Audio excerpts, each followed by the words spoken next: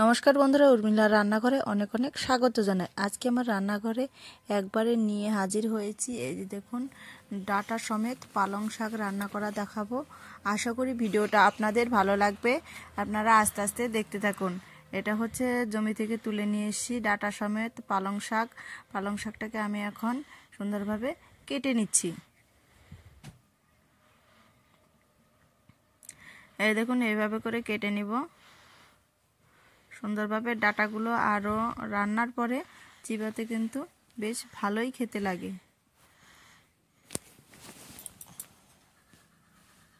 এইভাবে করে আমি সম্পূর্ণ ডালগুলো আর পাতা সমেতগুলো কেটে নিব। ওই দেখুন, ফুলটাও দিয়েছি। আর এর সাথে আমি কি কি দিব দেখতে থাকুন। এটা নিয়ে নিয়েছি আলু। আলুটাকে এখন আমি ওই যে এইভাবে করে ছুলে নিব। এই যে ছুলে নিচ্ছি আমি আলুটা। তারপরে আমি গোল গোল করে কেটে নিব। নিরামিষ রান্নাও যে এত টেস্টি হয় তা জানা ছিল না। তারপরে আমি দেখুন, এই যে এখন বেগুনগুলো কেটে নিব। লম্বা বেগুন নিয়েছি, তার মাঝে কেটে নিলাম। এরকম করে আমি একটু কেটে নিব। আলু বেগুন কাটা হয়ে গেছে। আর তারপরে আমি দেখুন, এই যে আজকে আমি মুগ ডাল দিয়ে রান্না করব। আপনারা দেখতে থাকুন। এটা হচ্ছে সোনা মুগ ডাল। তারপরে আমি কড়াই বসিয়ে দিলাম উনুনের ওপর। দেখুন, তেল দিয়ে দিব, সর্ষের তেল। সবজিগুলো ধুয়ে নিয়েছি সুন্দরভাবে। পালং শাক আর হচ্ছে আলু আর বেগুন সম্পূর্ণ ধুয়ে নিয়েছি। এখন আমি বেগুন আর আলুটাকে সুন্দর করে ভেজে নিব। হালকা একটু নেড়ে চেড়ে দিব।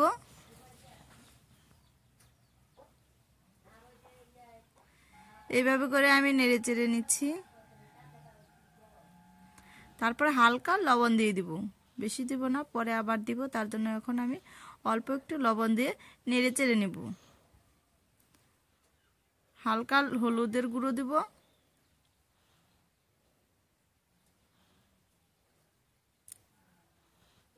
অল্পই দিব।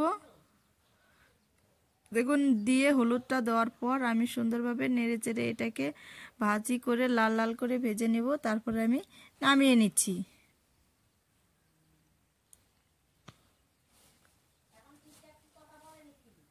এইভাবে আমি নামিয়ে নিব ভেজে। দেখতে থাকুন পুরো ভিডিওটা। নামিয়ে নিয়েছি এইভাবে। তারপরে আমি কড়াইটা বসিয়ে দিলাম। আবারও আর একটু তেল দিয়ে দিব আমি, যেহেতু একবারই তেল দিব, পরে আর তেল দিব না। তারপরে দেখুন, ফোড়ন দিব এখানে শুকনো লঙ্কা আর হচ্ছে 5 ফোড়ন দিয়ে দিলাম।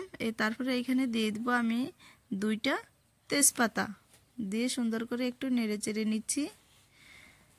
তারপর প্রথমেই আমি মুগ ডালটা ভেজে নিব।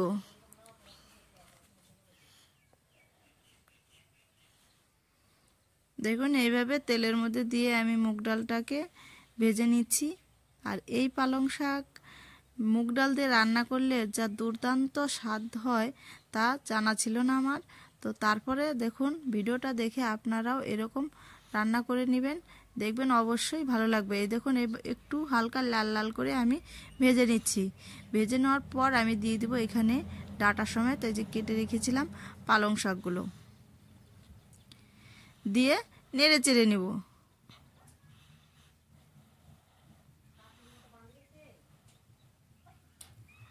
তারপরে নেড়ে চেড়ে নিচ্ছি সুন্দরভাবে। আর স্বাদ মতো লবণ দিয়ে দিব।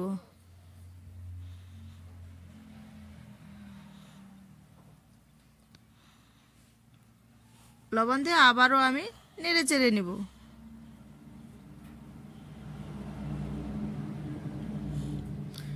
এই দেখুন, অনেকটাই কিন্তু আমার কমে এসছে। তো তারপরে আমি দিয়ে দিব হলুদের গুঁড়ো, দিয়ে দিলাম লঙ্কা ফাটানো কয়েকটা কাঁচা লঙ্কা। তারপরে আবারও আমি নেড়ে চেড়ে নিচ্ছি। ওই যে আমি দেখুন আর জল দেইনি, একবার ধোয়ার সময় যে জলটা ছিল ওই জলটাই উঠে এসছে পালং শাকের। তো তারপরে এই দেখুন, এইখানে দিয়ে দেবো আমি আদা বাটা।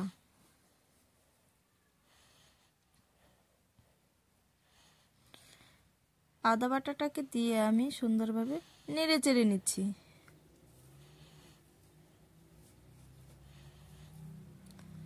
তারপরে এইখানে দিয়ে দিব আমি হচ্ছে ধনে বাটা,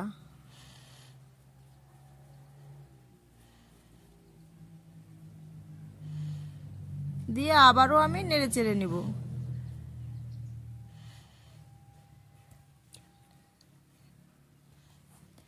তারপরে একটা আমি টমেটো কুচি দিয়ে দিব, বেশি কুচাবো না, টমেটো 4 ফালি করে দিয়ে দিলাম।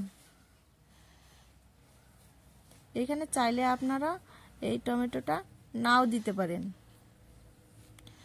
তারপরে হালকা পরিমাণ একটু জল দিয়ে নিব, যাতে ডাঁটাগুলোও একটু সিদ্ধ হয়, আবার হচ্ছে মুগ ডালটা যে ভেজে নিয়েছি ওই মুগ ডালটাও একটু সিদ্ধ হোক।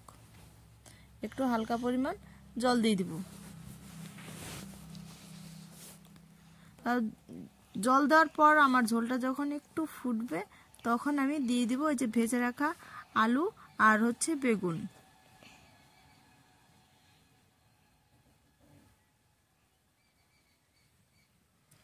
তারপরে দিয়ে দিব আমি হচ্ছে এখানে ধনেপাতা কুচি,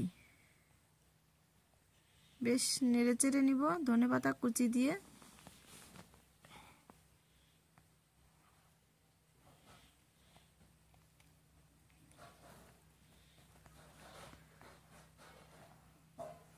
হালকা করে নেড়ে চেড়ে নিব আমি। তারপরে দেখুন পালং শাকের রেসিপিটা আমার হয়ে এসছে। এইখানে দিয়ে দিব আমি ভাজা জিরে বাটা আর একটু একটা করে গরম মশলা বাটা নিয়েছি, এলাচ দিয়েছি একটা, লং দিয়েছি একটা, আর একটু গরম মশলা দিয়েছি, দিয়ে সুন্দর করে আমি নেড়ে চেড়ে এখন এটাকে আমি নামিয়ে নেব। ভিডিওটা দেখার পর আপনারাও বাড়িতে এরকম রেসিপি, স্বাদের রেসিপি বানিয়ে খাবেন, দেখবেন। আশা করি ভিডিওটা রান্নাটা ভালো লাগবে। এই দেখুন নামিয়ে নিচ্ছি। টেস্টি খাওয়া দাওয়ার একটা, এই দেখুন কত সুন্দর হয়েছে, কালারটাও কাঁচা লঙ্কার কালার রান্না করে কত সুন্দর কালার এসছে। আর ভিডিওটা যাদের ভালো লাগবে অবশ্যই লাইক সাবস্ক্রাইব করে পাশে থাকবেন। অন্য ভিডিও নিয়ে আসবো আপনাদের কাছে আমি কালকে। পুরো ভিডিওটা দেখার জন্য অনেক অনেক ধন্যবাদ। আপনারা ভালো থাকবেন, সুস্থ থাকবেন এই কামনাই করি। অনেক অনেক ধন্যবাদ।